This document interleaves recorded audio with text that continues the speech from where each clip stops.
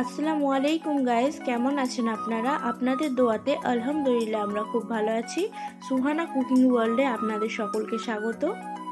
সারা বছর রুই মাছ তো আমরা অনেক খাই, কিন্তু এই শীতকালে ফুলকপি দিয়ে রুই মাছের ঝোলের স্বাদই আলাদা হয়। তাই আপনাদের সঙ্গে আজ শেয়ার করব খুব সহজেই দারুণ টেস্টি ফুলকপি দিয়ে রুই মাছের ঝোলের রেসিপি। সাথে থাকছে কিছু টিপস অ্যান্ড ট্রিক্স। এরকম আরো নিত্য নতুন রেসিপি পেতে আজই সাবস্ক্রাইব করুন সুহানা কুকিং ওয়ার্ল্ড, যা সম্পূর্ণ ফ্রি।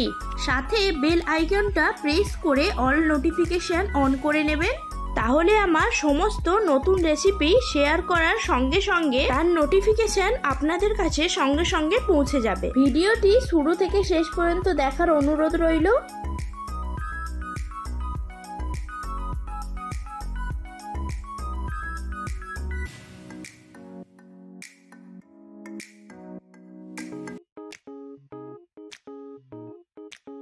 চলুন তাহলে বেশি দেরি না করে এবার রেসিপি শুরু করা যাক। সবার প্রথমে আমি 6 পিস মতো ফ্রেশ রুই মাছ নিয়েছি। এবার এর মধ্যে দিয়ে দিচ্ছি 1.5 চা চামচ মতো লবণ, কাশ্মীরি লঙ্কার গুঁড়ো দিয়ে দেব 1/2 চা চামচ ও 1/2 চা চামচ হলুদ গুঁড়ো। সামান্য একটু সর্ষের তেল দিয়ে বেশ ভালো করে মাছের গায়ে মশলা লাগিয়ে নেব।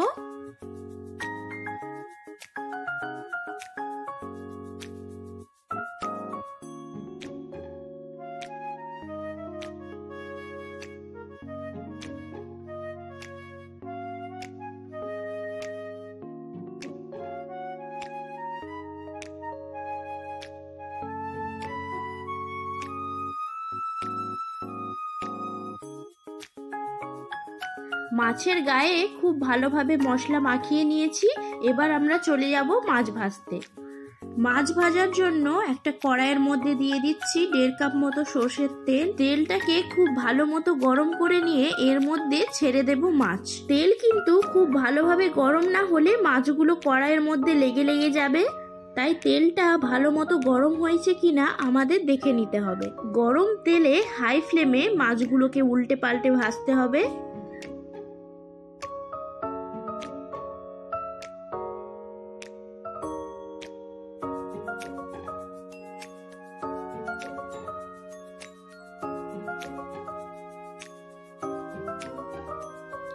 এক সাইডটা হয়ে গেছে, এবার আমি উল্টে নেব। তো মাছগুলোকে আমি কড়া করে ভেজে নেব।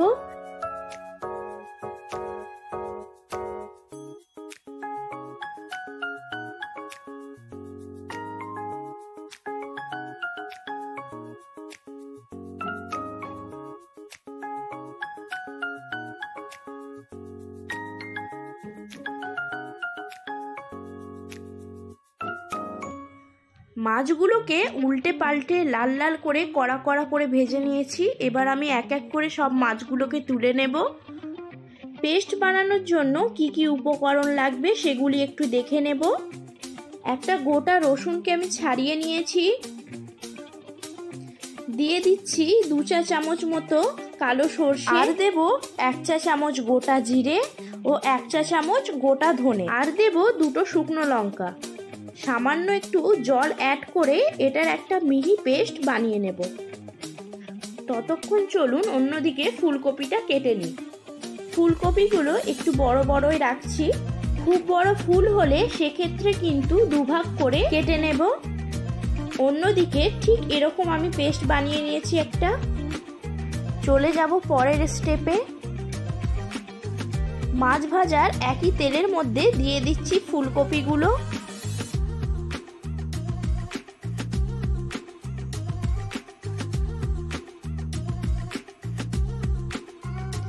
যেহেতু এটা মাছ ভাজার তেল, সেই ক্ষেত্রে আমাদের হলুদটা ব্যবহার করতে হবে না, তাই দিয়ে দেব 1/2 চা চামচ মতো লবণ। ফুলকপিটাকে সময় নিয়ে আমাদের ভালো মতো ভাজতে হবে।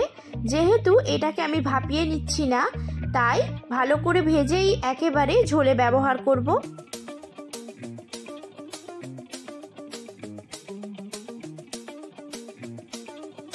ফুলকপি খুব ভালো করে ভেজে নিয়েছি। এবার আমি তুলে নেব। আর অন্যদিকে কেটে নিয়েছি নতুন আলু। তো দেখুন এখানে আমি আলুটাকে খুব ভালোভাবে মোটা মোটা করে কেটে নিয়েছি ও ধুয়ে নিয়েছি। একই তেলে হাফ চা চামচ মতো লবণ দিয়ে আলুগুলো খুব ভালোভাবে লাল লাল করে ভেজে নেব।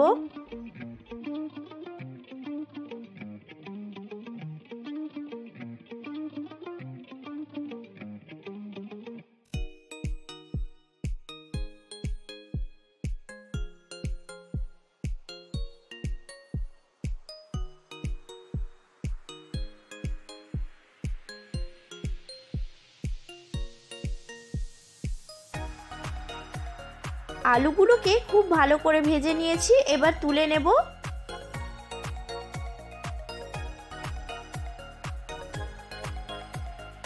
আর অন্যদিকে খুব ভালো ফ্লেভারের জন্য ফোড়নে দিয়ে দিচ্ছি 10 থেকে 12টা মতো মেথি।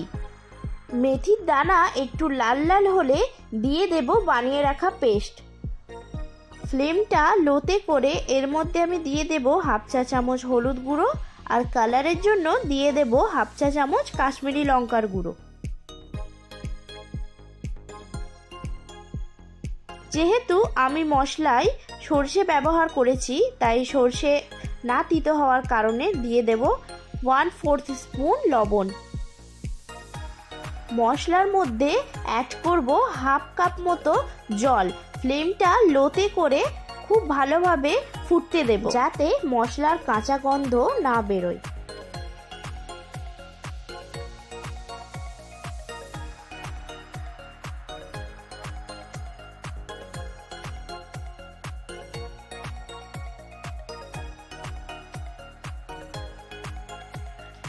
তো মশলা মিডিয়াম টু লো ফ্লেমে খুব ভালোভাবে কষিয়ে নিয়েছি। এবার এর মধ্যে অ্যাড করছি ভেজে রাখা আলু।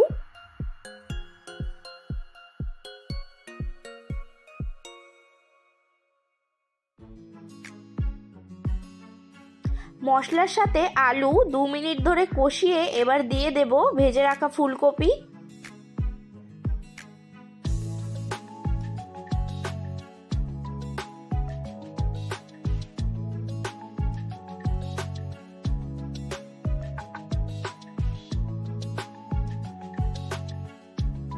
আলু ও ফুলকপি 3 মিনিট মতো কষিয়ে নিয়ে এর মধ্যে দিয়ে দেব জল।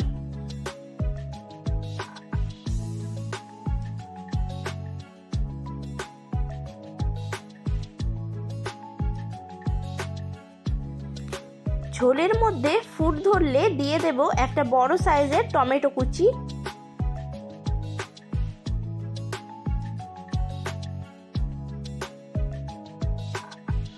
আর দিয়ে দেব 1 মুঠো মতো মটরশুঁটি।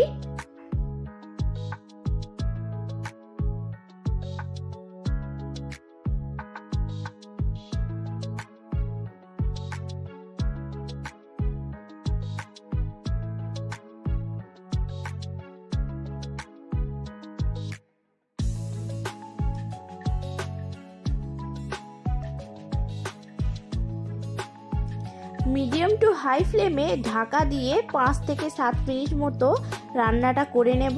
ফিরে আসছি 7 মিনিট পর। আলু ও ফুলকপি খুব ভালোভাবে সিদ্ধ হয়ে গেছে। এবার আমি যতটা পরিমাণ ঝোল রাখবো সেই অনুযায়ী দিয়ে দিচ্ছি জল।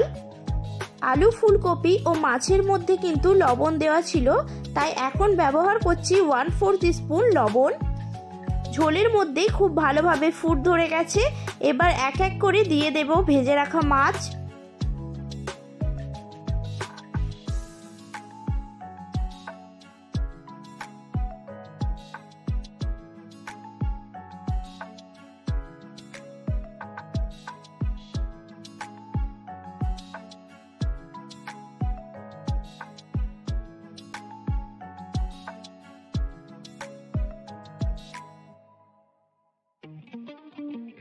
মিডিয়াম টু লো ফ্লেমে ঢাকা দিয়ে আরো 2 মিনিট মতো আমি ফুটিয়ে নেব।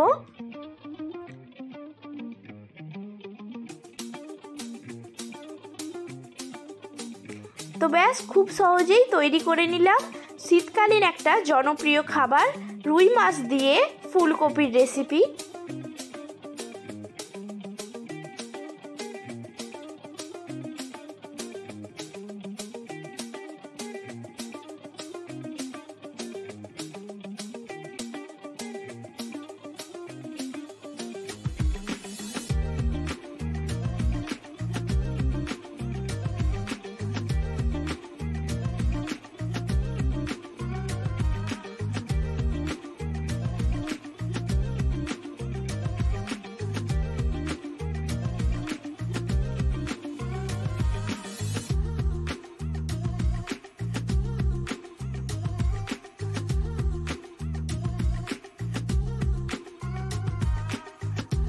গরম গরম ভাতের সাথে গরম গরম রুই মাছ দিয়ে ফুলকপি রেসিপি সার্ভ করতে হবে। এইভাবে একবার বাড়িতে বানিয়ে দেখুন, দেখবেন অন্য কোনো পদের আর প্রয়োজনই পড়বে না। তো দর্শক বন্ধুরা, আজকের এই রেসিপি আপনাদের কেমন লাগলো আমাকে ভিডিওর নিচে কমেন্ট সেকশনে কমেন্ট করে জানাবেন। ভালো লাগলে লাইক করার অনুরোধ রইল। বন্ধুদের সাথে কিন্তু অবশ্যই শেয়ার করুন। ভালো থাকবেন, সুস্থ থাকবেন। আমি আবার হাজির হব নতুন নতুন রেসিপির সঙ্গে। ধন্যবাদ।